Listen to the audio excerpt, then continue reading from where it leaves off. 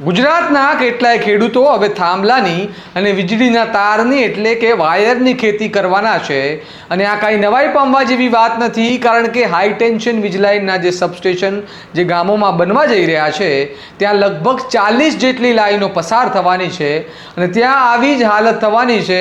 અને કિસાન સંઘર્ષ સમિતિની કિસાન અધિકાર યાત્રા આજે પગપાળા ચાલી રહી છે. તેમાં ખેડૂતોએ અદાણી કંપની સામે રોષ ઠાલવતો વિડીયો સામે આવ્યો છે અને ઉપરાંત કલેક્ટર અને પોલીસ વિભાગની કામગીરી પર ગંભીર સવાલો ઊભા કર્યા છે. શું છે સમગ્ર મામલો, આવો વિગતે વાત કરીએ આ અહેવાલમાં. નમસ્કાર, હું ચિરાગ વર્ષાબેન, આપ જોઈ રહ્યા છો સ્વમાન. વીજળીના મસમોટા વેપાર માટે ખેડૂતોના ખેતરોમાં હાઈટેન્શન વીજ લાઇનના થાંભલા નાખવાની શરૂઆતથી જ ઊભા થયેલા વિવાદ મામલે કિસાન સંઘર્ષ સમિતિએ વિવિધ વિરોધ પ્રદર્શન કર્યા બાદ હવે કચ્છના વ્રજવાણીથી દ્વારકા સુધી પગપાળા કિસાન અધિકાર યાત્રા 26 જૂનથી શરૂ કરવામાં આવી હતી અને અહીંયા તે યાત્રા કચ્છના શિવલખા ગામ પહોંચતા ત્યાંના ખેડૂતોએ ખેડૂત નેતાઓ સમક્ષ તેમના ગામની સમસ્યાઓ રજૂ કરી હતી અને આ સમસ્યાઓમાં કેટલાક ગંભીર આક્ષેપો તંત્ર પર લગાવ્યા હતા. જેમાં તેઓએ જણાવ્યું કે અમારા ખેતરમાંથી પસાર થતી વીજ લાઇન મામલે અમે કલેક્ટર તરફથી અમને કોઈ નોટિસ આપવામાં નથી આવી અને અચાનક જેસીબી સાથે તંત્ર અમારા ખેતરમાં આવી જતા અમને ખબર પડી કે અમારા ખેતરમાંથી આ વીજ લાઇનો પસાર થઈ રહી છે અને આક્ષેપો તંત્ર સામે ગંભીર સવાલ એટલા માટે ઊભા કરે છે કારણ કે નિયમ પ્રમાણે જે બાબતે જાહેરનામું અથવા તો નોટિસ જ ન પાઠવવામાં આવી હોય તેમાં કલેક્ટર તરફથી કંપનીના રક્ષણ માટે પોલીસ બંદોબસ્ત કેમ ન ફાળવવામાં આવ્યો તેવા સવાલ ખેડૂત નેતા પાલાંબલિયાએ સરકારને કર્યા છે.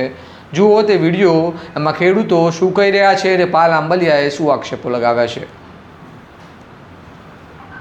આજે પદયાત્રાના ચોથા દિવસે શિવલખા, જ્યાં અદાણીનું સૌથી મોટું લગભગ 72 હેક્ટર જગ્યામાં સબસ્ટેશન આવેલું છે અને આ શિવલખા ગામમાં અત્યારે લગભગ ઓછામાં ઓછી 20 લાઈનો નીકળે છે અને આવનારા દિવસોમાં અહીંયાથી લગભગ હજી ઓછામાં ઓછી 40 લાઈનો નીકળવાની છે, 35 થી 40. એટલે ટોટલ આ ગામમાં થઈ અને 60 થી 65 લાઈનો 220 કેવીથી ચાલુ કરી અને 800 કેવી, 1200 કેવી, 1600 કેવીની લાઈનો અહીંથી નીકળવાની શક્યતાઓ છે. ત્યારે શિવલખા ગામના 2 યુવાનો છે આપણી સાથે, એમની સાથે વાત કરીશું. શું નામ આપનું? શૈલેન્દ્રસિંહ વેલુભા જાડેજા, શિવલખા. શૈલેન્દ્રસિંહ, અહીંયાથી પાવર ગ્રીડની, સ્ટરલાઇટની, અત્યારે રિલાયન્સની તમને બધાને નોટિસો આવી છે. આવનારા દિવસોમાં અદાણીની લાઈનો આવવાની છે, બીજી કંપનીઓની આવવાની છે. અગાઉ જે સ્ટરલાઇટની લાઈનો નીકળી છે કે પાવર ગ્રીડની લાઈનો નીકળી, તો એમાં ખેડૂતોને કેટલું અને શું વળતર આપ્યું? સ્ટરલાઇટવાળાએ 9,000 રૂપિયા આપ્યા હતા તારના રનિંગ મીટરના. ઓકે. અને પાવર ગ્રીડે તો આજ દિવસ સુધી કાંઈ પેમેન્ટ કર્યું નથી. લાઈન એમની ચાલુ થઈ ગઈ છે. ઓકે. પણ ગામમાં હજી સુધી કોઈને કાંઈ પેમેન્ટ મળ્યું નથી. પાવર ગ્રીડનું કોઈ પેમેન્ટ મળેલો નથી આજ દિવસ. કેટલાક ગામોમાં આ પરિસ્થિતિ હોય છે?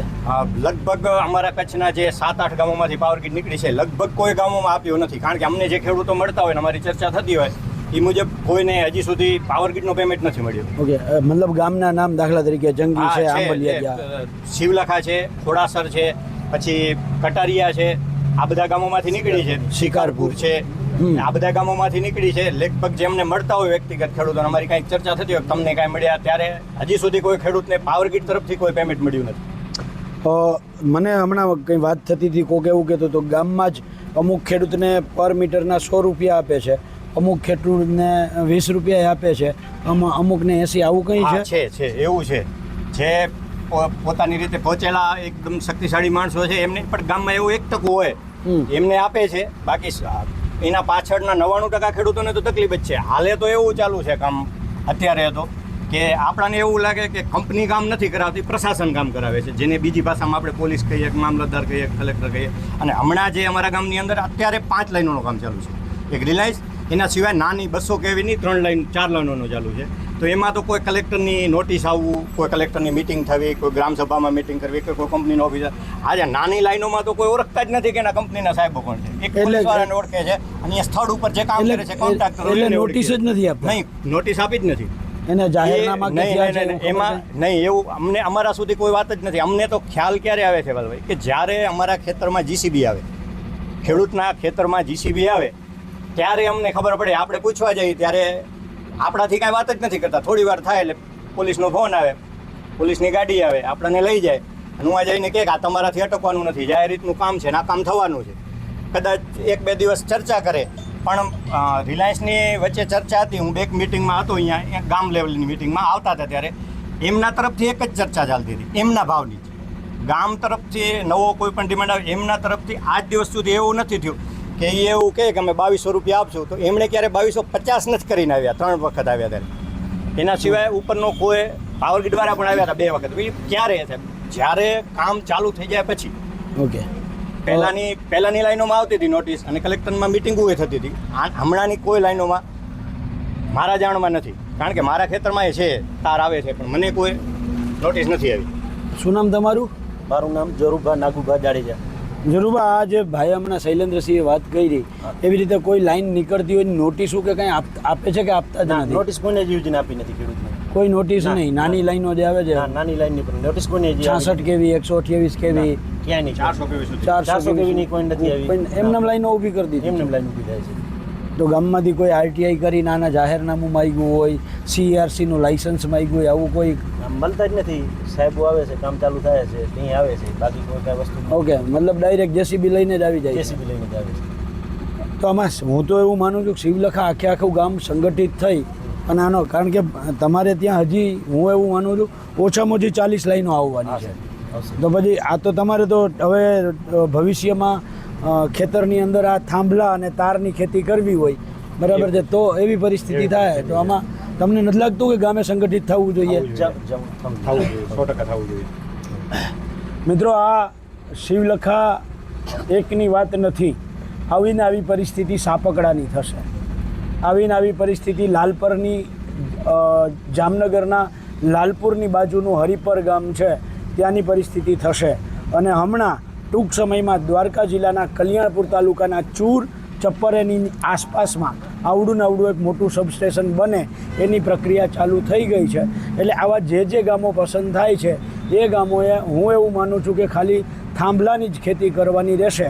પણ દુઃખની વાત એ છે, શૈલેન્દ્રસિંહે જે રીતે વાત કરી એ રીતે, કે કલેક્ટરની નોટિસ જ નથી આવતી, જાહેરનામું એ નથી. ત્યારે હું કચ્છ કલેક્ટરને કહેવા માગું છું, અને જે કાયદામાં રહેશો તો ફાયદામાં રહેશોની વાત કરે છે એ હર્ષભાઈ સંઘવીને કહેવા માગું છું કે તમારા કલેક્ટરને કહો કે કાયદામાં રહીએ. એટલા માટે કે અહીંયા કલેક્ટરે પોલીસ પ્રોટેક્શનની મંજૂરી કલેક્ટર આપતો હોય છે.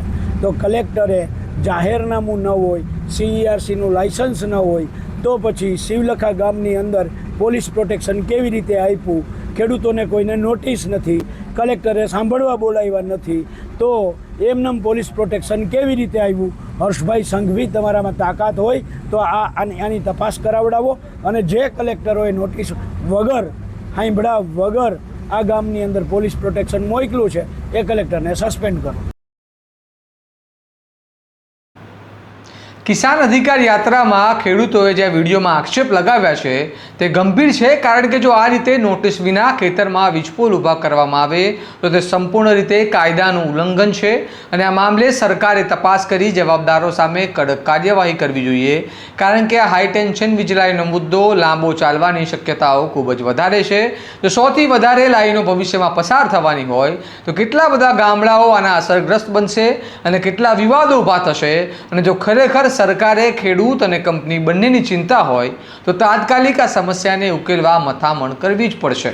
તમારું આ મામલે શું મંતવ્ય છે અમને કમેન્ટમાં જણાવો, અને આ પ્રકારના વિશ્લેષણવાળા અહેવાલો માટે તમારા સ્વમાનને લાઇક, શેર અને સબસ્ક્રાઇબ કરવાનું ભૂલતા નહીં. નમસ્કાર.